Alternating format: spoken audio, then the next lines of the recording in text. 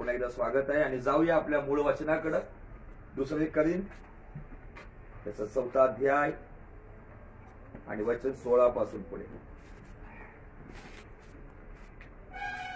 म्हणून आम्ही धैर्य सोडित नाही, म्हणून आम्ही धैर्य सोडत नाही, परंतु जरी आमचा बाह्य देह क्षय पावत आहे, जरी आमचा बाह्य देह परिस्थितीनुसार, कालावधीनुसार, समस्यांमुळं, चिंतांमुळं, कदाचित आजारपणामुळं जरी आमचा बाह्य देह क्षय पावत आहे, तरी अंतरात्मा दिवसेंदिवस नवा होत आहे. तरी आमचा अंतरात्मा म्हणजे आमचं आत्मिक जीवन दिवसेंदिवस कसं होत आहे? नवीन होते. का नवीन होत आहे? कारण आम्ही धैर्य सोडत नाही. जर तुमचं आत्मिक जीवन प्रत्येक दिवशी नवीन व्हावं असं जर तुमची इच्छा आहे ना, येणाऱ्या फायनान्शियल प्रॉब्लेम मध्ये, फॅमिली प्रॉब्लेम मध्ये, आजारपणामध्ये, अपमानामध्ये, निंदेमध्ये, ज्या काय गोष्टी तुमच्या अवतीभोवती, या परिस्थितीमध्ये आम्ही ज्यावेळेस धैर्य सोडत नाही तर त्याचा लाभ हा असतो की जरी शरीर आमचं जगाला दिसताना क्षय पावलेलं आहे, पण अंतरात्मा स्वर्गाला दिसताना नवीन दिसते. आमेन. आमच्या जीवनासाठी या गोष्टी काही लोक सांगतात 5 स्टेप्स, 10 स्टेप. मला एकच स्टेप माहितीये, धैर्य जो सोडत नाही. कारण बायबल सांगतं की जो धैर्य सोडत नाही तो उत्तम प्रतिफळ प्राप्त करतो, इब्री 10:35 प्रमाणे. आणि म्हणून तो इब्री 10:38 मध्ये म्हणतो की माझा नीतिमान विश्वासाने जगेल, पण तो जर माघार घेईल तर त्याच विषयी माझ्या जीवाला संतोष वाटणार नाही. म्हणजे याचा अर्थ स्वर्ग काय म्हणत आहे, परमेश्वर काय म्हणत आहे की जर एखादा व्यक्ती धैर्य सोडतो म्हणजे माघार घेतो, म्हणजे स्वर्गाला दुखी करतो, पण एखाद्या व्यक्तीच्या परिस्थितीमध्ये धैर्य धरतो आणि सर्व परिस्थितीमध्ये पुढे जाण्याचा प्रयत्न करतो, तो स्वर्गाला आनंदी करतो. स्वर्गाला आनंदी करणं किंवा दुखी करणं, देवाला संतोष वाटणं किंवा देवाला आमच्याविषयी खेद वाटणं हे आमच्या हातात आहे. पण ज्या वेळेला आम्ही सर्व परिस्थितीमध्ये आम्ही कुरकुर न करता, आम्ही आमच्या गोष्टीमध्ये दोष भावनेत न जाता, कुणाला तरी दोष न लावता, कुणाकडून अपेक्षा न ठेवता जर आम्ही जगायला लागलो ना, तर मला सांगू दे आमचे धैर्य राहणार. आमचं धैर्य कधी सुटतं माहितीये का? ज्यावेळेस मी माझ्या मुलाकडून काहीतरी अपेक्षा ठेवतो आणि ती अपेक्षा जर त्याच्याकडून पूर्ण होत नाही ना, तर माझी चिडचिड होते. तुम्हाला सांगू द्या की आम्ही अपेक्षा ठेवलीच नाही ना, तर अपेक्षा न ठेवता जे मिळतं ना त्यात आनंद मिळतो. आमेन. हालेलुया. पण आमचा अंतरात्मा दिवसेंदिवस प्रश्न हा आहे, हा नवा होतोय का चिंता काळजी करून जुना होतोय? आमच्या हातात आहे. आमच्या आत्म्याला आम्ही रिवाईव्ह कसं करायचं, आमच्या आत्म्याला आम्ही ताजं कसं करायचं? जर आमचं आतून जीवन जर ताजं तवानं आणि जर यंग असेल ना, तर मला सांगू द्या की ज्यावेळेस मी पाहतो की कालेबाच्या जीवनातून, कालेब ज्या वेळेला कनान पार करून गेले, वास्तविक पाहता इस्रायल लोक मिस्रातून निघताना किती लोक होते? जवळजवळ 6.5 लाखाच्या लोक होते, पण पोचले किती? 2च. ओल्ड जनरेशन मधले फक्त 2च पोचले, पण न्यू जनरेशनचे असंख्य पोचले. त्या 2 पैकी यहोशुआ आणि कालेब यांच्याविषयी परमेश्वर मोशेला म्हटला होता, यहोशुआ आणि कालेब शिवाय कोणी जाणार नाही. पण कालेब काय म्हणतो माहितीये का? ज्या वेळेला त्याला त्या प्रदेशात गेल्यानंतर प्रत्येकाला आपला आपला प्रदेश वाटून देण्यात आला आणि ज्या वेळेला यहुदा कुळाची वेळ आली, त्यावेळेला यहुदा कुळातला कालेब म्हणतो मला हेब्रोन दे. हेब्रोन याचं पहिलं नाव होतं किर्यात आर्बा, ज्या ठिकाणामध्ये सगळे अनाकी वंश, राक्षसी स्वरूपाचे, गोल्याताचे सगळे आजोबा पंजोबा राहत होते. अशा प्रदेशावरती प्रत्येक नाही तो प्रदेश नको, कारण तो जर घ्यायचा म्हणलं यांच्यावर लढायचंय. तर कालेबाचं वय आहे 85. पण कालेब काय म्हणतोय, मला तो प्रदेश दे. कारण मोशेने मी जस्ट यंग होतो ना, जर तुला आणि मला जासूसी करायला कनानमध्ये पाठवलं होतं ना, जी ताकद माझ्याकडं 40 वर्षापूर्वी होती ना, तीच ताकद आज पण आहे. कारण कालेब धैर्य सोडणारा नव्हता, तो आतून यंग होता. आणि बायबल सांगतं की कालेबाने किर्यात आर्बावरती विजय मिळवला आणि त्याला हेब्रोन हे नाव दिलं. हालेलुया. हेब्रोन हे परमेश्वराचं सेवक अब्रामाचं एकदम फेवरेट प्लेस होतं. हेब्रोन मध्ये परमेश्वर त्याला भेटायचा आणि हेब्रोन मध्ये महत्वाची गोष्ट होती की धैर्य होतं. ते धैर्य त्यांनी ठेवलं, म्हणूनच त्याला आशीर्वादाची कृपा मिळाली. आणि आज तुम्ही आणि मी आपल्या जीवनामध्ये परिस्थिती काही असो, बाहेरून मी किती चांगला आहे ना याला महत्व नाही, मी आतून कसं आहे. आतून जर मी आत्मिक दृष्टिकोनातून शुद्ध आहे, नुसतं शुद्ध नाही तर मी मजबूत आहे. आतून जर मी नवीन आहे तर मला सांगू द्या माझं बाहेरचं शरीर कसंही असो. देवाचे एक महान सेवक पास्टर निक व्हिज्युअलिक, त्यांच्याविषयी मला सांगायला दरवेळेस आवडतं. त्या सेवकाचं जीवन जेव्हा मी पाहतो, त्याला हात नाही ना पाय नाही, उगाच एक छोटासा पाय आहे. है ना, आपण ते मूवी पण पाहिले असेल, लाईफ विदाउट लिम्ब, है ना, जिंदगी बिना अंगो से. असा व्यक्ती ज्याला हात नाही पाय नाही, पण जेव्हा तो एवढीशा टेबलवरती उभा असतो, एवढीशा टेबलवरती, पण हजारो लोकांचं जीवन बदलतो. आम्हाला काय वाटतं, आम्हाला आमच्याकडे हे नाही ते नाही, पण तो व्यक्ती म्हणतो मी तुम्हाला कदाचित पायाने एवढीशा पायाने बॉल फेकू शकतो, पण तुम्ही बॉल मला परत फेकू नका, कारण मला धरायला हातच नाही. पण आम्ही एवढ्या गोष्टीवर, मला हे नाही, मला ते नाही, माझं हे असे, माझे ते तसेच. पण निक व्हिज्युअली त्याचा जन्म झाल्यावरती त्याच्या आईने ते बाळ फेकून दिलं होतं, कारण कोणती आई ते बाळ स्वीकारलं की ज्याला हात नाही पाय नाही, एवढीसा छोटासा पाय होता. पण आज मला सांगू द्या, आमच्या भारतामध्ये धारावी सारख्या झोपडपट्टीमध्ये येऊन तो माणूस धारावीच्या झोपडपट्टीवर पाय फिरला, एक ट्रान्सलेटर सोबत घेऊन त्यांनी प्रचार केला आणि लोकांना ख्रिस्ताविषयी सांगितलं. आणि काय सांगितलं माहितीये का, सेवा फक्त चांगल्या स्थितीत नाही केली जात, सेवा अतिशय वाईट स्थितीतही केली जाते. हालेलुया. काही लोकांचं शिक्षणात चाललंय, टॉप लेवलचं असलं पाहिजे, टॉप लेवलचं असलं पाहिजे, पण मला सांगू, ज्याला हात नाही पाय नाही, तो व्यक्ती धारावीच्या झोपडपट्टीवरती लोक आश्चर्यचकित होते की असा व्यक्ती आमच्या भारतामध्ये येऊन सेवा करतोय.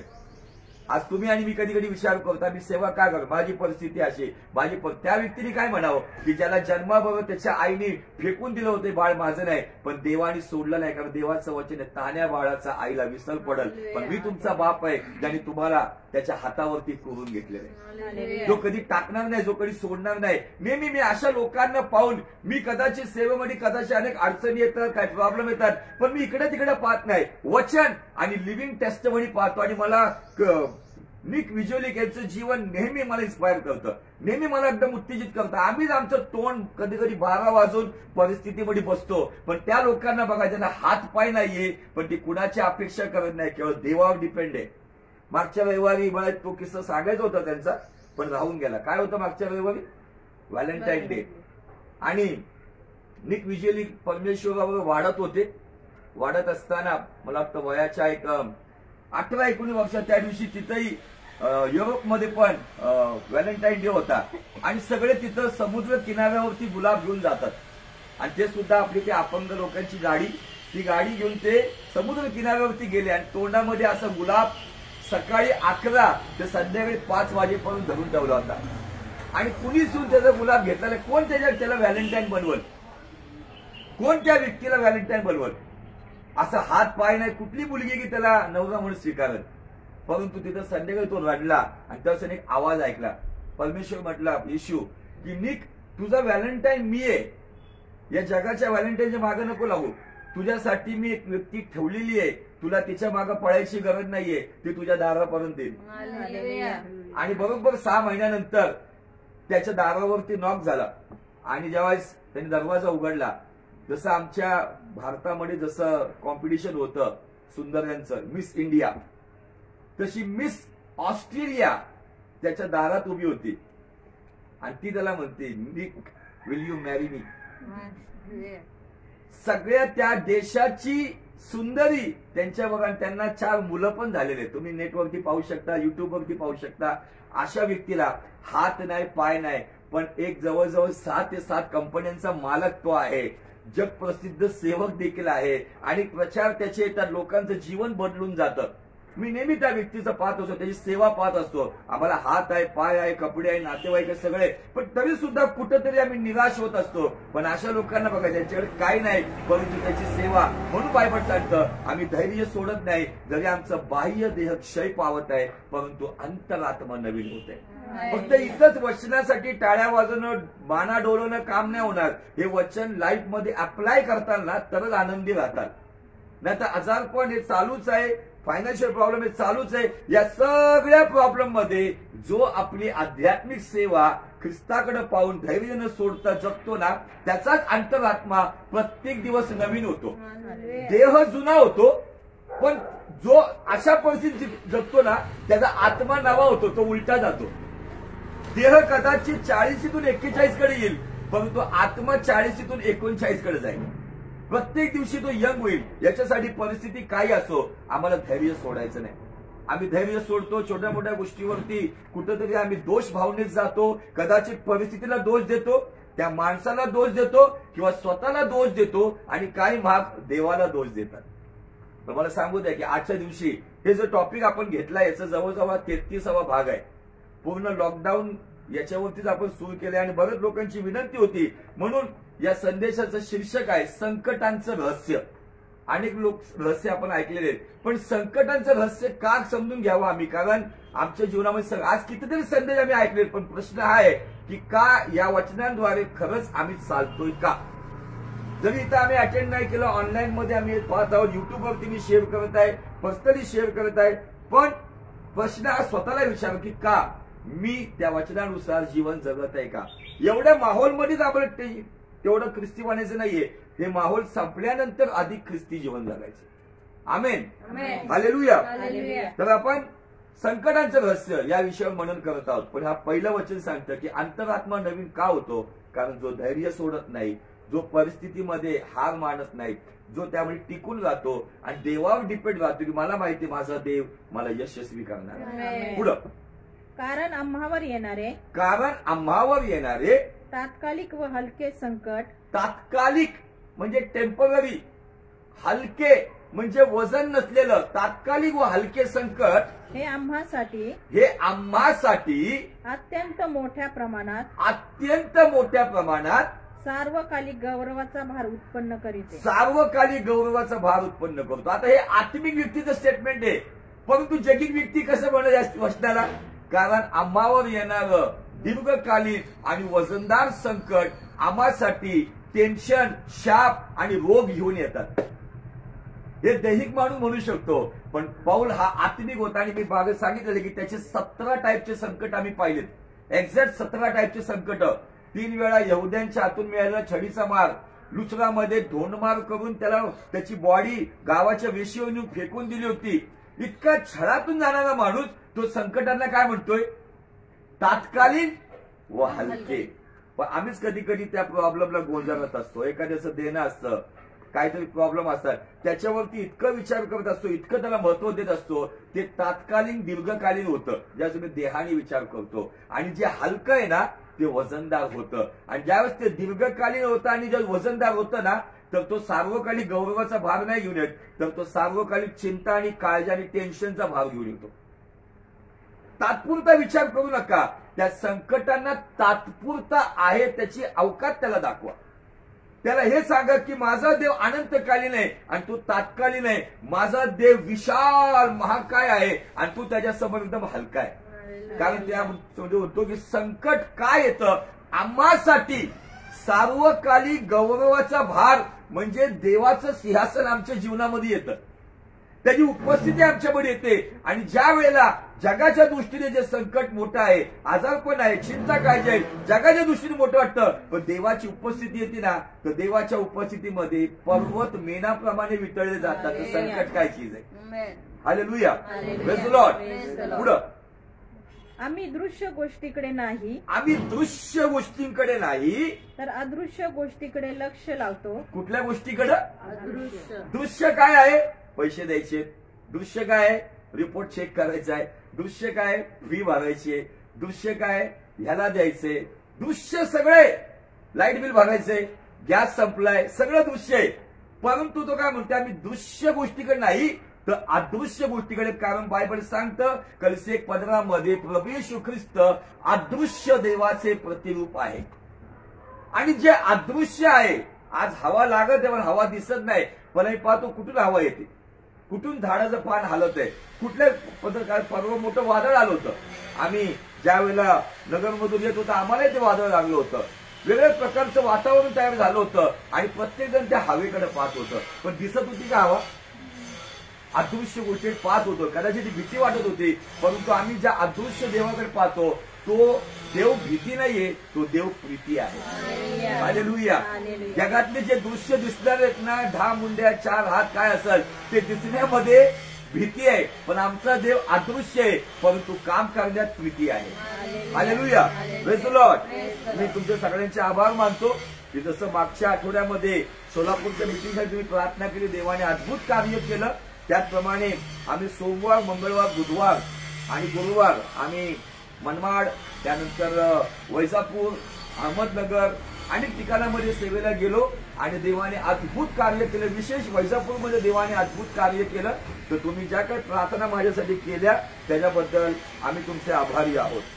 आणि इथून पुढे प्रार्थनेमध्ये आठवण ठेवत राहा, कारण की प्रभू आता अनेक डोर्स ओपन करत आहे, पण जिथं गरज आहे मी तिथंच पाऊल टाकत आहे. कारण की आपल्याला आपल्या मिनिस्ट्रीकडे पण लक्ष देणं गरजेचं आहे. कारण लॉकडाऊन नंतर आपण एक नवीन सेटअप सुरू केलेला आहे, तर प्रत्येक गोष्टीमध्ये आम्हाला लक्ष देणं गरजेचं आहे. तर दृश्य गोष्टी क्षणिक आहे, अदृश्य गोष्टी सार्वकालिक आहे. मग मी कुठं लक्ष लावलं पाहिजे? आज जर खायला नाहीये ना, आज जर घरामध्ये राशन नाहीये ना, त्या गोष्टीवर चिंता करण्यापेक्षा असं समजा की देवाने आज तुम्हाला उपवास प्रार्थनेला बसवले. या गोष्टीवर विचार करून जर आम्ही विचार करतो, मला सांगू द्या की आमची गरज आमच्या दारापर्यंत येईल. परंतु कसं होईल, कुठून होईल, कोण करेल, कधी करेल याचा विचार करत जर आम्ही टेन्शन राहिलो तर मला सांगू द्या आमचं धैर्य सुटतं. आणि धैर्य सुटलं तर अंतरात्मा हा नवा नाही होत, तो जुना होतो. आणि म्हणून अंतरात्म्यामध्ये जुन्या गोष्टी घडायला लागतात, जुने विचार यायला लागतात. मग जुना व्हायला मग काय होतो? मग जुना मनुष्य पण जिवंत होतो. हडपसरमधून कोणी घरी नाही आला आजपर्यंत, पण काही लोकांचे जुने मनुष्य लगेच जागृत होतात. आणि असे जागृत होतात की ते एकदम वेगळेच आपलातूनच असतात. का होतात? कारण धैर्य सोडल्यामुळं. मला सांगितलं ब्रदर सुरत प्रेमाणी यांचं स्टेटमेंट आहे की शांत राहणं हा पण एक निर्णय आहे. त्यामुळे त्यावेळेला जर तो निर्णय घेऊन शांत जर राहिलो ना, थोड्या वेळासाठी उठलेलं वादळ थंड झाल्यानंतर परिस्थिती आटोक्यात येते. आमच्या दोघांमध्ये तसं आहे. मी कधी कधी चिडलेला असतो, पण शांत राहणं तिचा निर्णय असतो. आणि त्यानंतर सगळ्या गोष्टी जागे होतात. काही ना काही गोष्टीमुळं आमचे कधी मतभेद होतात, काही ना काही गोष्टीमुळे काही गोष्टी अपेक्षा असतात, ते होत नाही. पण ते शांत राहण्याचा निर्णय घेतल्यामुळं सगळ्या गोष्टी कुणीतरी एक जण शांत राहावं. दोघांनी जर समजा तांडव सुरू केला तर दोघांचे आत्मे नवीन नाही तर जुने होत जाणार. आणि जुनं झालं की जुनं एकमेकांना आपटलं की मग तिथं आवाज मोठे येतात. आमेन, हालेलुया, प्रेज द लॉर्ड. मग संकट कोणावर येतं? संकट दुर्जनावर येतं आणि नीतिमानावर येतं.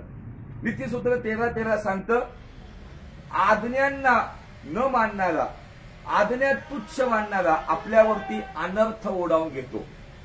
स्तोत्र 34:19 सांगतं, नीतिमानाला फार कष्ट होतात परंतु देव त्याला त्यातून सोडवतो. मग नीतिमानाच्या जीवनामध्ये फार कष्ट आहे आणि दुर्जनाच्या जीवनामध्ये अनर्थ आहे. मग दुर्जनाच्या जीवनातलं संकट आणि नीतिमानाच्या जीवनातलं संकट हे का आलंय? या दोघांच्या जीवनामध्ये संकट काय? या दोघांच्या जीवनामध्ये समस्या काय? तर दुर्जनाच्या जीवनातलं संकट त्यांनी पश्चाताप करून उधळ्या पुत्राप्रमाणे बापाबरोबर तुटलेलं नातं पुन्हा जोडून घ्यावं. आणि नीतिमानाच्या जीवनामध्ये आलेलं संकट का आले? तर या 2 करीन 4 अध्याय वचन 17 प्रमाणे आम्हावर येणारे हलके व तात्कालिक संकट आम्हासाठी देवाच्या गौरवाचा सार्वकालिक भार उत्पन्न करतो. तर नीतिमानाच्या जीवनात म्हणजे जो देवाशी प्रामाणिक आहे, वचनानुसार जीवन जगतोय, धैर्य सोडत नाही, पवित्र जीवन जगतोय, त्याच्या जीवनामध्ये कुठल्याही प्रकारचं संकट असो ते त्याचं प्रमोशन घेऊन येतं. हालेलुया. त्या संकटाच्या मागे त्याचे मोठे मोठे आशीर्वाद ठेवलेले आहेत, त्या संकटाच्या मागे मोठं सक्सेस ठेवलेलं आहे, त्या संकटाच्या मागे मोठे अभिषेक ठेवलेले आहे. थोड्या वेळासाठी हिडन ब्लेसिंग याला म्हणतात. लपलेले आशीर्वाद त्या संकटाच्या मागे आहेत. जास्त गोष्टी आम्ही तिथं दुर्लक्ष करून देवाकडे पाहतो, कारण त्याच्याकडे जर मी पाहतो तर परिस्थिती बदलते, वादळ थांबतात. तर ही परिस्थिती आहे की आज आपण आपला विचार करायचा की माझ्या जीवनात संकट काय? का मी दुर्जन आहे, का मी नीतिमान आहे? खरंच नीतीने जीवन जगतोय का? खरंच शुद्ध पवित्र जीवन जगतोय का? देवाच्या इच्छेनुसार माझं पाऊल पडतंय का? माझं कुटुंबात मी तसं राहतोय का? माझा व्यवसाय मी तसं करतोय का? माझी नोकरी मी तशी करतोय का? माझ्या शाळा कॉलेजमध्ये मी तसं आहे का? माझी संगती चांगली आहे का? मी खरोखर देवाच्या कृपेवरती चालणारा व्यक्ती आहे का?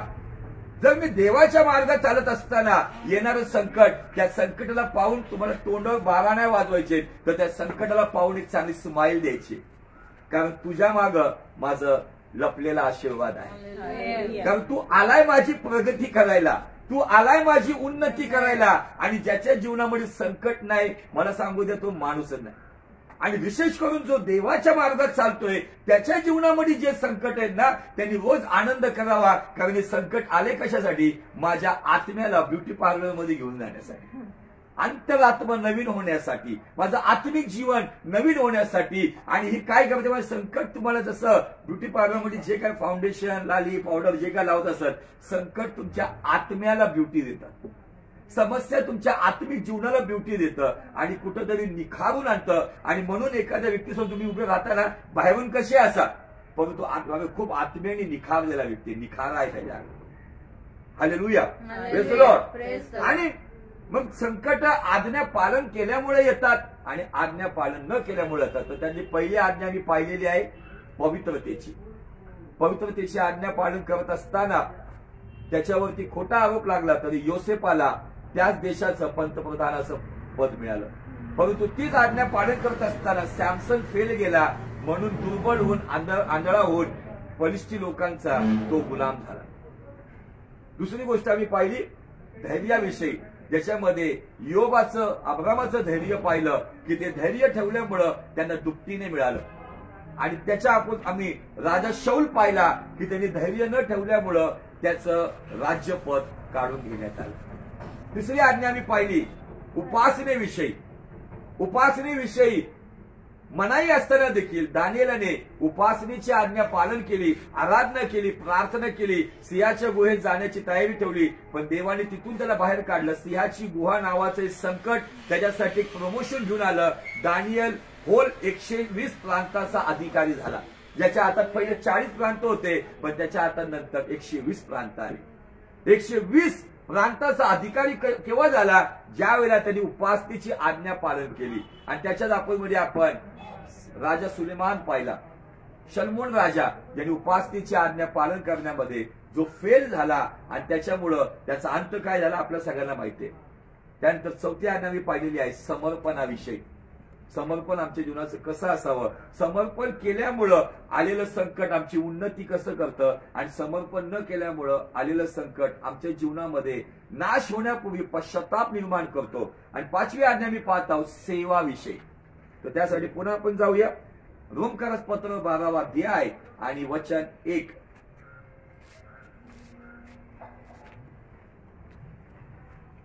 म्हणून बंधुजन हो, मी देवाच्या करुणेमुळे तुम्हाला विनवितो की तुम्ही आपली शरीरे जिवंत, पवित्र व देवाला ग्रहणीय यज्ञ म्हणून समर्पण करावी. तुम्ही आपली शरीरे जिवंत, देवाला पवित्र व ग्रहणीय. जिवंत शब्द आलेला पहिले है ना. काही लोकांचे असे काही फिलॉसॉफी आहे की तो व्यक्ती या जगातून गेल्यानंतर कुणीतरी त्याच्यासाठी काहीतरी प्रार्थना कराल, ज्याला पर्गेटरी म्हणून फेमस करण्यात आलेला आहे. एखादा व्यक्ती पाप करून जरी गेला तर त्याचा आत्मा नरकातून तो घेऊन येतो तो व्यक्ती. हे सगळं थोतांड आहे, याच्यामध्ये कुठलाही बिब्लिकल बेस नाहीये. हे कुठेतरी मनुष्याला खुश करण्याची पद्धत आहे. एखादा व्यक्ती व्यसन करून मेलाय, व्यभिचार करून मेलाय, त्याचा आत्मा अधोलोकातून सुखलोकात कसा नेण्यात येईल. म्हणून पहिला शब्द आलाय की तुम्ही तुमचं शरीर पवित्र, आणि थर्ड थिंग दिलेलं आहे ऍक्सेप्टेबल, देवाला ग्रहणीय. माझं आणि तुमचं जीवन लोकांना किती ग्रहणीय आहे याच्या पहिले माझं आणि तुमचं जीवन देवाला किती ग्रहणीय आहे ही आमची आध्यात्मिक सेवा आहे. सेवा म्हणजे इतर प्रचार करणं नाही, आराधना करणं नाही, फक्त मोठ्या मोठ्या गोष्टी करणं नाही. तर पहिली सगळ्या सेवकांची, सगळ्या विश्वासणाऱ्यांची, मग अमेरिकेतून बेनियन असो किंवा भारतातून तुम्ही आणि मी असो, सगळ्यांची कॉमन सेवा दिलेली आहे. तुम्ही तुमची शरीरे जिवंत, पवित्र व देवाला ग्रहणीय असे यज्ञ म्हणून समर्पण यज्ञ, हिंदीमध्ये दिले बलिदान म्हणून समर्पण करावी. ही तुमची आध्यात्मिक सेवा आहे. ही तुमची काय आहे, आध्यात्मिक सेवा. आज सगळं जग अध्यात्माकडे जाण्याचा प्रयत्न करत आहे, निरनिराळ्या माध्यमातून त्या अध्यात्माकडे जाण्याचा प्रयत्न करत आहे. कुणीतरी शारीरिक यातना घेऊन अध्यात्माकडे जाण्याचा प्रयत्न करत आहे. जटा वाढवलं जात आहे, दाढी वाढवलं जात आहे, अनवाणी राहत आहे, कदाचित नग्न राहत आहे आणि कुठेतरी एकदम एकांतामध्ये जीवन जगत आहे अध्यात्मासाठी. परंतु पवित्र शास्त्रानुसार येशू ख्रिस्त आध्यात्मिक सेवेविषयी काय सांगत आहे की आमचं हे जीवन जे पवित्र आणि देवाला ग्रहणीय जर आमचं जीवन असेल तर ही आमची पहिली आध्यात्मिक सेवा आहे. माझ्या वैयक्तिक जीवनामध्ये माझं कॅरेक्टर शुद्ध आणि पवित्र ठेवणं ही माझी आणि तुमची पहिली सेवा आहे. फक्त प्रचार करणं, प्रवचन करणं, प्रार्थना करणं ही सेवा नंतर. पण फर्स्ट मिनिस्ट्री काय आहे, पहिली सेवा काय आहे, तर तुम्ही आणि मी आपल्या जीवनामध्ये कसं जगतोय, का माझं जीवन त्याला ग्रहणीय आहे का. जर मी व्यसनामध्ये पण आहे, मग ते व्यसन छोटं असो किंवा मोठं असो, कधी कधी करणारे असो किंवा रोज करणारे असो, जर मी व्यसनामध्ये पण आहे आणि मी जर प्रार्थना पण करत आहे, येशूकडे येत आहे, तर मला सांगू दे, अशी प्रार्थना कधी मान्य होणार नाही. या प्रार्थनेमध्ये जर आम्हाला उत्तर मिळावं, त्याच्यासाठी माझ्या जीवनामध्ये कुठल्याही प्रकारचं व्यसन असो, माझ्या शरीरामध्ये जी वस्तू आज जाती, कारण बायबल सांगतं पहिले कोरिन्थी 3:16, तुमचं शरीर देवाचं मंदिर आहे. काय आहे मंदिर? हाताने बांधलेलं विटाचं मातीचं जे काही मंदिर तयार केलं जातं, चर्च तयार केलं जातं, त्याला मंदिर म्हटलं नाहीये. पहिले तुमचं आणि माझं शरीर देवाचं मंदिर आहे, कारण त्यात त्याचा आत्मा वास करतो. आणि बायबल स्पष्ट सांगतं की जो कोणी या मंदिराचा नाश करेल, मी त्याचा नाश करेल, कारण माझं मंदिर पवित्र आहे आणि ते तुम्ही आहात. त्याला अपेक्षा आहे की आम्ही आमच्या या जीवनातून आमचं शुद्ध आणि पवित्र जीवन असलं पाहिजे, विचारात शुद्ध असलं पाहिजे, प्रत्येक गोष्टीमध्ये शुद्ध असलं पाहिजे, नजरेमध्ये शुद्ध असलं पाहिजे, ऐकणाऱ्या गोष्टी आम्ही शुद्ध ऐकल्या पाहिजे, या जिभेतून शुद्धता बाहेर निघली पाहिजे. तरच आम्ही आमच्या जीवनामध्ये पहिली आध्यात्मिक सेवा नीट करू शकतो. आणि जर या आध्यात्मिक सेवा आम्ही जर करत नाही, त्याच्या व्यतिरिक्त मी बऱ्याचशा बाहेरच्या गोष्टी करत आहे, तर त्याचा काही आम्हाला लाभ होणार नाही. स्पष्टपणे दिलेलं आहे. पुन्हा एकदा वाचूया ते वचन. म्हणून बंधुजन हो, मी देवाच्या करुणेमुळे तुम्हाला विनवितो की. या ठिकाणामध्ये संत पौल तुम्हाला जबरदस्ती नाही करत, विनवतोय, विनंती करतोय, तो तुम्हाला रिक्वेस्ट करतोय, देवाच्या करुणेने विनवतो की तुम्ही आपली शरीरे जिवंत पवित्र व देवाला ग्रहणीय यज्ञ म्हणून समर्पण करावी. यज्ञ म्हणजे त्या यज्ञामध्ये जाळून टाकायचा प्रकार नाहीये. येशू ख्रिस्ताने उत्तम उदाहरण दिलं आम्हाला यज्ञ कसा करायचा. तो म्हणतो की जर तुझा डोळा जर तुला पापास प्रवृत्त करत, एक्झाम्पल, मी या डोळ्याने जर समजा कुठंतरी चुकीची गोष्ट चुकीच्या पद्धतीने पाहत आहे, तर प्रभू येशू ख्रिस्त काय म्हणतो माहितीये का, तुझा डोळा जर पाप करतो तर तो डोळा उपटून टाक. 2 डोळे असून नरकातली अग्नी पाहण्यापेक्षा एक डोळा घेऊन काना बनून स्वर्गात जा. तुझा हात जर तुला पापास प्रवृत्त करत असेल तर तो हात तोडून टाक.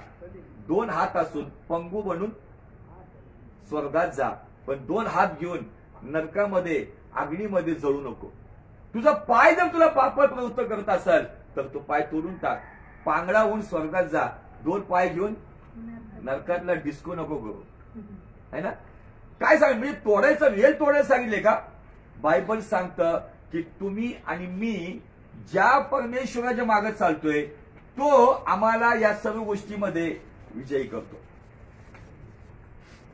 मग आम्ही या गोष्टीवर विजय कसं होणार, आम्ही आमच्या जीवनाचा यज्ञ कसं सादर करणार, तर त्याच्यासाठी देवाच्या वचनाची तलवार. आणि ती वचनाची तलवार आम्ही कुठं कधी कशी वापरायची ते आम्ही समजून घेतलं पाहिजे. जर मला माझा डोळा पापास प्रवृत्त करत आहे, त्यावेळी मला पहिले कोरिन्थी 3:16 हे वचन आठवलं पाहिजे की माझं शरीर देवाचं मंदिर आहे. या खिडकीतून मी चुकीच्या गोष्टी आत नाही घेतल्या पाहिजे, मी चुकीच्या गोष्टीवर कॉन्सन्ट्रेशन नाही केलं पाहिजे. तर मला डोळा प्रॅक्टिकल काढायचा नाही, तर मला त्या ठिकाणामध्ये त्याच्यावर विजय मिळवायचा आहे, त्या दैहिक स्वभावावर मला विजय मिळवायचा आहे. माझी संगती जर चुकीच्या लोकांमध्ये आहे तर पाय तोडण्याविषयी नाही सांगितलंय, मला ती संगती सोडणं गरजेचं आहे. हे हात जर काही चुकीचं हात तोडण्याविषयी नाही सांगितले, या हातावरती देवाच्या वचनानुसार कंट्रोल मिळवणं गरजेचं आहे. हालेलुया. तर या गोष्टी आम्ही करू तर एका यज्ञाप्रमाणे देवाला ते सादर होईल. आणि पुढे वाटलं आम्ही की हीच आमची आध्यात्मिक सेवा आहे. हालेलुया. संत पौल एक वचन आम्हाला रोमकराच्या 8व्या अध्यायामध्ये पण सांगतं, आपल्या टॉपिक मध्ये नाहीये पण आता थोडं तिथं 8व्या अध्यायामध्ये वचन आहे. त्या ठिकाणामध्ये तो म्हणतो की तुम्ही काय मारलं तर कसं जगतात.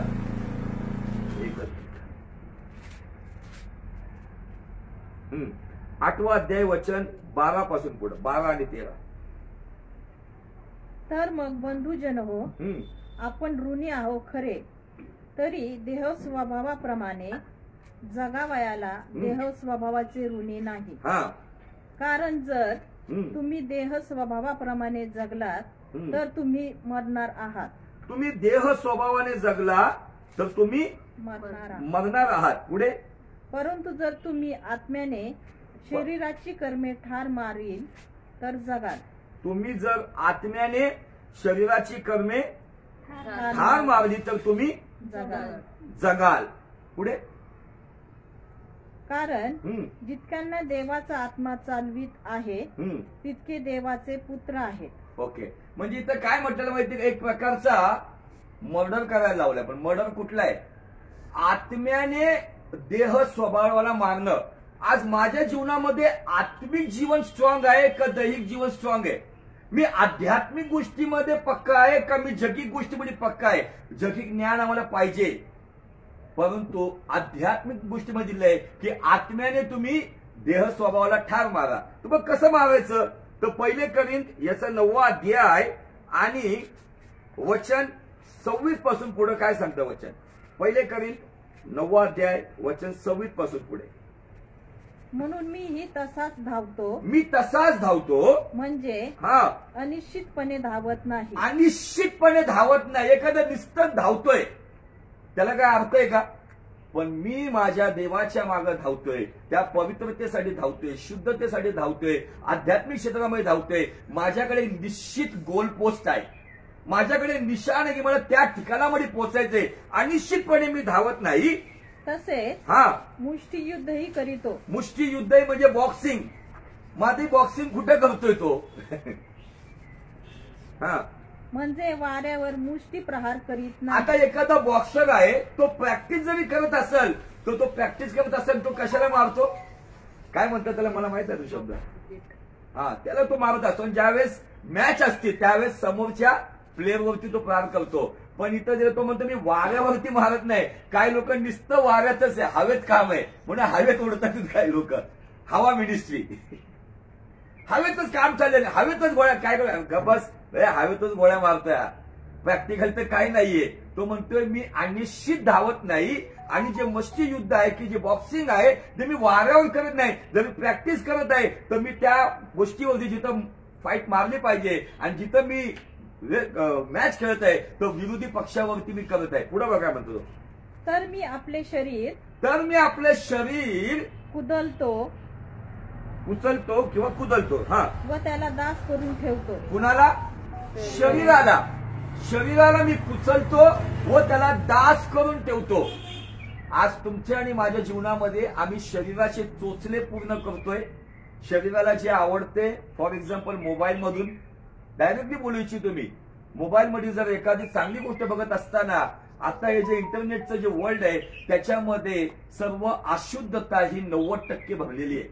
तुम्ही जरी देवाच्या काही गोष्टी बघत असाल, तुम्ही जर काहीतरी एखादी चांगली गोष्टी शोधत असाल तर तुम्हाला पॉर्न व्हिडिओची रिक्वेस्ट येणार, तुम्हाला घाणेरड्या गोष्टीची तिथं त्या ठिकाणामध्ये रिक्वेस्ट येणार. त्यावेळेला तुम्ही तिथं तुमच्या देवाला ते आवडत नाही, त्यावेळेस त्याला बाजूला करताना त्यास तुम्ही शरीराला कुचलल्यासारखं. मी शरीराला कुचलतोय का शरीराला गोंजारतोय?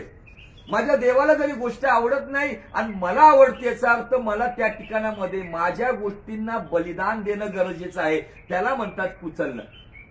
जर माझ्या देवाला ही गोष्ट आवडत नाही बोलणं तर मला ती गोष्ट बंद करणं गरजेचं आहे. मला ते पाहणं गरजेचं आहे, मला ते बंद करणं गरजेचं आहे, मला ऐकणं गरजेचं आहे की ते पाहिलं पाहिजे. मी देवाला आवडत नसेल तर मला त्या गोष्टी सोडणं गरजेचं आहे. संत कोण म्हणतोय की मी माझ्या देहाला कुचलतो आणि त्याला काय करतो माहितीये का? दास करतो, मालक नाही करत. आता प्रश्न तुमच्यासाठी आहे, तुमचा देह मालक आहे म्हणजे माझा अहम, माझा गर्व, माझी इच्छा, का तुमचा आत्मा मालक आहे जिथं देवाची इच्छा आहे? मी तिथून चाललो होतो त्या दिवशी मनमाडला, तिथे चित्र एक बोर्ड लिहिला होता, आत्मा मालिक आहे, काहीतरी असेल त्यांची फिलॉसॉफी. पण मला तो शब्द खूप आवडला. मला बायबलचे वचन समोर आलं, तुम्हाला शरीर मालिक आहे या आत्मा मालिक आहे. जर आत्मा मालिक असेल ना तर आत्मा तुम्हाला देहा विजय मिळवल. मग तुमचे छोटे मोठे व्यसन काय होतं सुटतच नाही. तंबाखू सुटत नाही, गुटखा सुटत नाही, मिसरी सुटत नाही, सिगरेट सुटत नाही, दारू सुटत नाही. का सुटत नाही? कारण देह मालिक आहे जोपर्यंत, तोपर्यंत आत्मा दास आहे. ज्या दिवशी आत्मा मालक होईल तर देह दास होईल. त्यास आत्म्याने तुम्ही त्याला कुचलून टाकू शकता. बस माझ्या देवाला नाही आवडत. स्वतःलाच पहिले म्हणत बस हे माझ्या देवाला नाही आवडत, बंद कर रे बघायचं माझ्या देवाला, असं स्वतःलाच आत्मा बोलतो. आतून एक आवाज येतो, बंद कर रे. का हे होत नाही? याचा अर्थ कुठंतरी देह मालिक आहे. आणि म्हणून व्यसनाधीनतेकडे चाललेले लोक, छोटे मोठे व्यसन असो काही असो, मला तर सांगायला आवडतं कधी कधी असं काही गोष्टी पाहायला मिळतात. खेड्यामध्ये गेलो किंवा सिटीमध्ये काही लोक स्वतःला सेवकही म्हणतात, पण छोट्या मोठ्या व्यसनामध्ये अडकलेले असतात. वाईट वाटतं मला त्या गोष्टीचं. हे ऍडिक्शन मला सांगू द्या. कदाचित मी जर हे व्यसनही करतोय आणि प्रार्थनाही करतोय तर कुठंतरी मी स्वतःची दिशाभूल करतोय आणि या मंदिराला विटाळतोय. यासाठी कोणती गोष्ट असो, मला माझ्या देहाला दासच करून ठेवायचंय. माझा देह जास्ती उडायला लागला ना, जगाच्या भाषेने सांगतोय, त्याला पॅक करून, त्याला पुचलून, त्याला गप बस, चारी मुंड्या चित करून गप बस. माझ्या देवाला चालत नाही. मग जगाला आवडते, एखाद्या मैत्रिणीला आवडते, मित्राला आवडते, पण माझा चांगला मित्र येशू त्याला नाही आवडत. त्याच्यासाठी मला याच्यावर विजय मिळवायचा. तर मी या गोष्टींवरती कंट्रोल घेतो ना, ऑटोमॅटिक काय होतं माहिती का? जे रोम 12 आम्ही वाचलं, आमचं शरीर जिवंत, पवित्र, देवाला ग्रहणीय असं आमचं जीवन बनतं. आणि तीच आमची आध्यात्मिक सेवा बनते. ही पहिले आधी प्रचार करणं खूप इझी हो. मोबाईलवर नेटवर जावा, एक पॉईंट टाका, फेथ वरती 2800 संदेश उपलब्ध आहे. कुठलाही संदेश घ्या आणि प्रचार करा, इझी आहे. सवाल हा येतोय की आम्ही आमच्या देहाला का दास करावं? पूर्ण वाचायला मग पुढे जाऊ आपण. असे न केल्यास, असं जर मी न केल्यास, मी दुसऱ्याच घोषणा केल्यावर, आता नीट ऐका, असं मी स्वतःला म्हणतो. आता समजा मीच कुठेतरी चुकीच्या गोष्टीत आहे, मीच कुठेतरी चुकीचं माझं वाकडं पावलंय, मीच कुठेतरी अशुद्धतेमध्ये, असं न केल्यास मी दुसऱ्याला घोषणा केल्यावर कदाचित मी स्वतः पसंतीस न उरलेला असा ठरेन. पसंतीत न उरलेला नाही, उतरलेला असं ठरेल. म्हणजे एक म्हण आम्ही नेहमी ऐकतो ना, लोकात सांगे ब्रह्मज्ञान, स्वतः राही कोरडा पाषाण. असं तर नाही ना आपलं जीवन. प्रभूकडे या, येशूकडे या, ते म्हणाल पहिले तुझं बघ. अजून तुझी तंबाखू सुटली नाही, तुझी मिसरी सुटली नाही, तुझा गुटखा सुटला नाही, तुझं सिगरेट सुटलं नाही, तुझा भांडखोर स्वभाव बदलला नाही, तुझं नुसतं आदळ आपट बंद झालं नाही. लोकांना काय, तुझं बघ पहिले. असं जर मी नाही जगत तर मला सांगू दे, मला कुठलाही अधिकार नाही की तुम्हाला येऊन प्रचार करणं. आणि जर मी तसं जगून जर तुम्हाला प्रचार करतो तर मी स्वतः देवाच्या मर्जीत पसंतीस न उतरलेला आहे. का आमचं आत्मिक जीवन, का आमची आध्यात्मिक सेवा बळकट असावी, त्याच्या मागचं आणखी एक उदाहरण आपण पाहूया. आज परमेश्वर मी जर ठरवलं त्याप्रमाणे नाही, तो जे सांगतो त्याप्रमाणे आपल्याला जायचं. त्यामुळं माझे रेफरन्सेस मला बंद करा. इब्रिकाला पत्र, सॉरी, पेत्राचं पहिलं पत्र,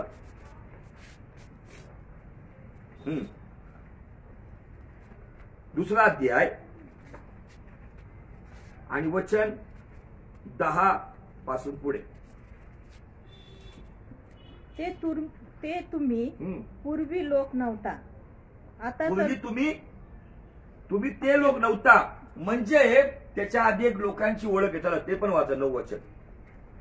पण तुम्ही तर निवडलेला वंश. काय लोक म्हणतात आम्ही या वंशातले, त्या वंशातले, आम्ही फलाने, आम्ही हे.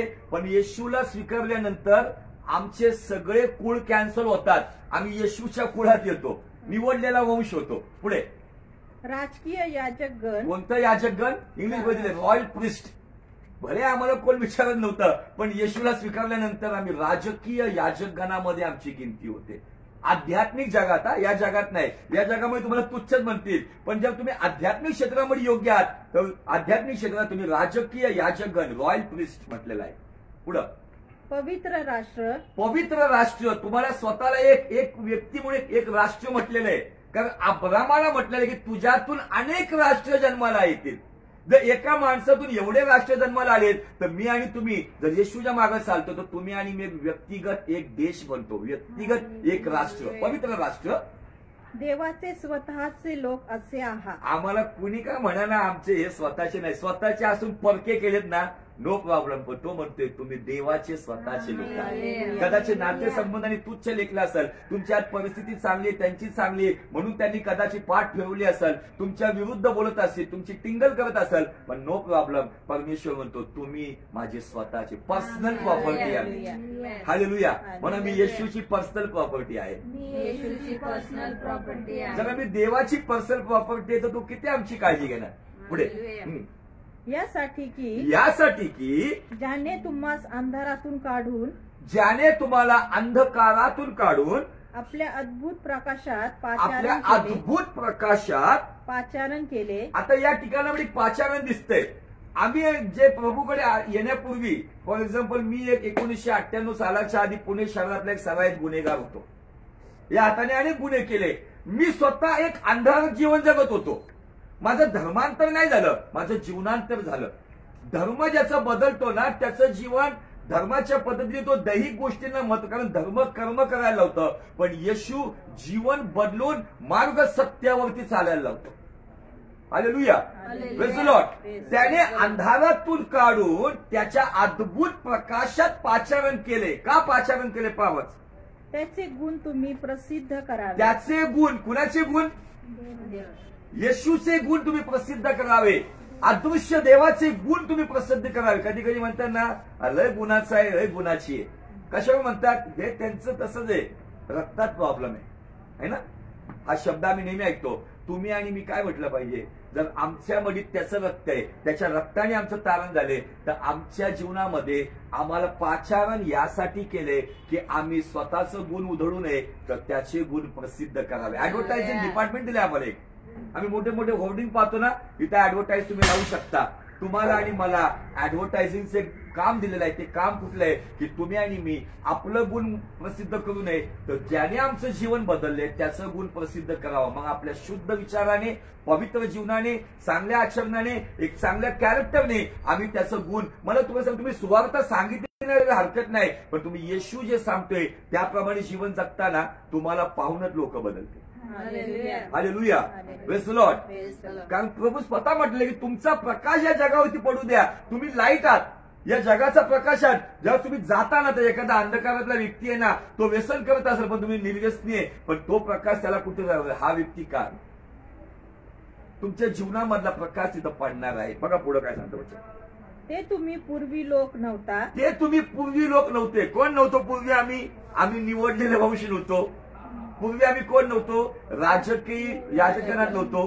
पूर्वी आम्ही कोण नव्हतो? आम्ही पवित्र राष्ट्र म्हणण्याच्या लायकीशी पण नव्हतो. कोण नव्हतं? आम्ही पुढे अजून काय ना, देवाचे स्वतःचे, आमचे स्वतःचे आम्हाला विचारत नव्हते. पूर्वी आम्ही ते लोक नव्हतो, पण आता त्या प्रकारचे लोक आम्हाला देवानी बनवले. पुढं आता तर देवाचे लोक आहात. आता तर देवाचे लोक आहात. हालेलुया. कधी आनंद व्हायला पाहिजे ना. कधी कधी हे मला म्हणत नाही माझे नाहीये, ती म्हणत नाही तू माझा नाहीये, हे मला, आम्ही या जगातल्या नातेसंबंध इतका अडकून पडलोय ना, त्याच्यामुळे वर्षानुवर्ष घाण सांभाळून ठेवली कडूपानाची हृदयात. ही मला बोलवत नाही, तो मला बोलवत नाही, हे इन्व्हाइट करत नाही, आणि सोड सगळं. येशू म्हणतोय आता तर, तो काय म्हणतो, खूप सुंदर वचन आहे याच्या काही. काय म्हणतो? आता तर देवाचे लोक आहात. ज्याने आकाश आणि पृथ्वी निर्माण केली, जर मी त्याचा आहे. गीत गातो आम्ही, पण त्या गीताला आम्ही आमच्या जीवनात अप्लाय करतो का? तू मेरा है मैं तेरा हूँ, तू मेरा है मैं तेरा हूँ, ऐ खुदा मेरे खुदा मेरा जीवन तेरा खुदा.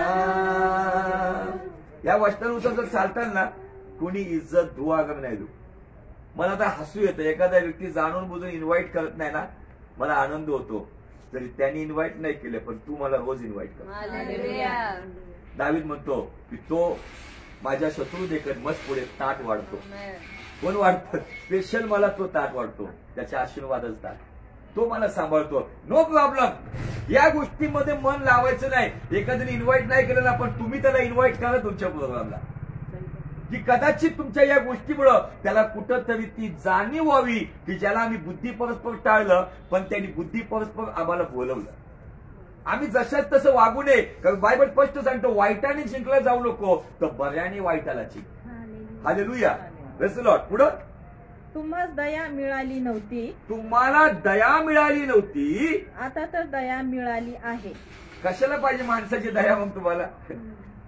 माझ्यावर जरा पण तरस खात नाही, माझी जाणीव नाही, माझी जरा पण किव करत नाही, किती पण करा याच्यासाठी, किती पण करा तिच्यासाठी, जरा माझ्यावर दया नाही है ना. पण परमेश्वर म्हणतो आता दया मिळाली आहे. पुढे, प्रियजन हो, हा, जे तुम्ही प्रवासी व परदेशवासी आहात. आम्ही या जगात कोण आहे? किती दिवस आहे? प्रवासी आणि परदेशवासी आहे. मग लोकांना ते गाण्यानं कब्रस्तानाच आठवतं. रहना नहीं यहाँ हमेशा के लिए, परदेसी है हम यहाँ थोड़े दिनों के लिए, हम यीशु के संग एक दिन. हे गीत फक्त कब्रस्तानातच गातात. मी चर्चमध्ये गायला लावतोय. बायबल स्पष्ट सांगतं जगाला सांगा. हे जर तुम्हाला कळलं ना, माहिती नाही उद्या मी आहे का नाही, उद्या माहिती नाही तुम्ही आहे का नाही, माहिती नाही 1 तासानंतर काय परिस्थिती आहे. कारण बायबल स्पष्ट सांगतं उद्याची खात्री मानू नको. जर त्याच्या करुणीने जर तो दिवस मिळालाय तर मी या पृथ्वी तलावरती आहे त्याचं गौरव करायला. इथं आज जगत असताना पुढच्या 10 वर्षाची प्लॅनिंग चाललेली आहे. पुढचे 10 वर्ष हे करू ते करू, मोठे मोठे प्लॅनिंग करणारे एक व्यक्तीने मोठं प्लॅन केलं माझ्यासाठी. आम्ही या एप्रिलमध्ये साऊथ आफ्रिका आणि मलेशियाला सेवेला जाणार होतो. तो प्लॅन माणसाचा होता. मोठा प्लॅन केला होता 1 वर्षापूर्वी, पण तो व्यक्ती त्या जगातून गेला. हा, बायबल स्पष्ट सांगतं की आम्ही या जगामध्ये परदेशी आहोत, प्रवासी आहोत. मग आम्ही काय या सगळ्या जगी गोष्टीमध्ये जेवढे दिवस कुठेतरी चांगल्या ठिकाणी मिळेल की जेवढे दिवस आहेत ना तेवढे रिलेशन तुमचे चांगले करा. माझ्याकडून ही अपेक्षा होत नाही, ती अपेक्षा पूर्ण केली जात नाही. आज ती अपेक्षा सोडून टाकू आपण. आजचा दिवस दिला ना, त्या आजच्या दिवसामध्ये होईल तेवढा ना ख्रिस्ताच्या प्रीतीने आपले नातेसंबंध घट्ट करूया. उद्या माहित नाही काय होणार आहे. मागच्या आठवड्यामध्ये देवाचे सेवक प्रभूमध्ये झोपी गेले. यंग व्यक्ती हार्ट अटॅकने प्रभूमध्ये झोपी गेले. काय लोक म्हटले कसा काय केला देवाचा दास? देवाचा दास असो किंवा नसो, बायबल स्पष्ट सांगते की मरण अटळ आहे. पण बायबल हेही सांगतं की येशू ख्रिस्त पुनरुत्थान आणि जीवन आहे. जितके ख्रिस्त येशूमध्ये झोपी गेलेले आहेत तितके ख्रिस्त येशूमध्ये एक दिवशी उठवले जाते. ख्रिस्ती धर्मात झोपी गेलेले नाही ना बाबा, ख्रिस्त येशूमध्ये झोपी गेलेले. आमेन, हालेलुया. पुढे, त्या तुम्हास मी विनंती करतो की जीवात्म्याबरोबर नीट ऐका शब्द माझा, जीव आत्म्याबरोबर लढणाऱ्या दैहिक वासनांपासून दूर राहा. काय म्हटले? जीव आत्म्यांबरोबर लढणाऱ्या दैहिक वासनांपासून दूर राहा. लढाई कुठं होती माहिती का? म्हणजे पहिले सुरुवात आत्म्यामध्ये. देहात लढाई नाही होत. देह तर लढतोय असं, पण काय सांगितलंय की आत्म्याने देहाची कर्मे ठार करा. काय रोम 12:1 तो म्हणतो की तुमची शरीरे जिवंत पवित्र देवाला ग्रहणीय असं सादर करा. का तो करीन कराच्या मंडळीमध्ये म्हणतोय की मी माझ्या शरीराला कुचलतो आणि दास करून ठेवतो. तुम्ही तुमच्या शरीराला कुचलून दास कधी करू शकता? की तुमच्या जीव आत्म्यामध्ये ज्या इच्छा येतात, ज्या वासना येतात, जो राग येतो, जो क्रोध येतो, जे सर्व प्रकारचे शापित गोष्टी येतात, जर माझं आत्मिक जीवन जर बलवान असेल तर जीव आत्म्याबरोबर लढायला येणाऱ्या व्यक्तीला पहिले आत्म्याचा सामना करावा लागतो. हालेलुया. ज्यावेळेला पावनखिंड बाजीप्रभू देशपांडेंनी लढावली त्यावेळेला शिवाजी महाराज प्रतापगडावरती व्यवस्थित पोहोचले. पन्हाळ्यावरून ती खिंड लढवत असताना त्यांनी सांगितलं होतं जोपर्यंत तुतारीचा नाद मला गडावरून ऐकू येत नाही तोपर्यंत माझं मुंडकं जरी उडलं नाही तर महाराज मी लढत राहील. पन्हाळा गडावरती त्याचं मोठं स्टॅच्यू लावलेलं आणि तिथे लिहिले पावनखिंड लढवणारा महाराजांचा शूर सेनापती. आणि त्या ठिकाणामध्ये सांगतो ज्या मुघल सेना आली होती एकटा बाजीप्रभू दोन्ही तलवारी घेऊन त्यांचं मुंडकं जरी उडलं होतं तर ते आजही इतिहास सांगतात तिकडचे लोक की ते लोक आश्चर्यचकित झाले. मुंडकं उडल्यानंतरही त्याचा देह लढत होता, कारण महाराजांचा तो आत्मा होता आणि त्याला माहिती होती की हा जोपर्यंत आहे मी सुखरूप पोहोचणार आहे. आणि ज्या वेळेला त्या ठिकाणामध्ये तुतारीचा नाद झाला त्यावेळी देह कोसळला. मी जस्ट जगिक उदाहरण दिलं, घडलेली घटना. त्याप्रमाणे तुमच्या आणि माझ्या जीवनामध्ये या वासना येतात ना, त्याच्यासाठी माझं शरीर बलवान नसेल तरी हरकत नाही, माझं शरीर कसंही आपल्याला हरकत नाही, पण माझं आत्मिक जीवन जर बलवान असेल ना, तर मला डोळ्यावरती विजय मिळवून देईल, कानावरती घाण येईल त्याच्यावर विजय मिळवून देईल, अंतःकरणात येणाऱ्या अशुद्धतेवर विजय मिळवून देईल. आणि माझं आत्मिक जीवन त्या जीव आत्म्यांबरोबर लढल. जर ते जीव आत्म्याबरोबर आत्मिक जीवन लढतं तर देहापर्यंत तो पोहोचूच शकत नाही. Hallelujah, praise the Lord. Praise the Lord. यरियोची दिवार किती लोकांना माहितीये है ना? यरियोची भिंत, यरियोची भिंत, यरियो शहरासाठी खूप मोठा घमंड होता. आमची ही भिंत आहे त्यामुळे इस्रायल लोक येऊ शकत नाही. देवाने त्यांना काय म्हटलं? कुऱ्हाड, फावडा, हातोडा घेऊन भिंत फोडा. काय सांगितलं? 7 दिवस काय करा?